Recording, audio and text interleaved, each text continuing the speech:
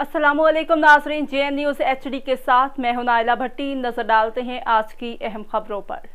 खबर शामिल करते हैं डिस्ट्रिक्ट कोर्ट की bureau chief Syed summer Abbas Shah की रिपोर्ट के मुताबिक मुहर्रम हराम की आमद के हवाले से DSP रोंती नज़ीर अहमद सुमरो साहब की ज़ेर सदारत सब डिवीजन रोंती के अहले तशीक़े उलमाए कराम अहदेदारान और मेंबरान के साथ मीटिंग की।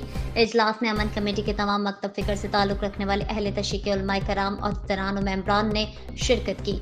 कोर्ट की पुलिस की जानिब से मुल्क के हालात को मद्देनजर रखते हुए मुहर्रम हराम में जामी सिक्योरिटी प्लान तरतीब दिया गया।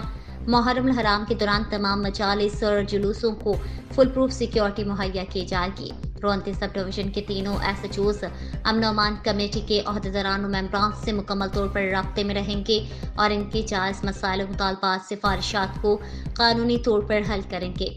DSP रोंती नज़ीर अहमद सुमरो जिला कोर्ट की एक पुरअमन जिला है।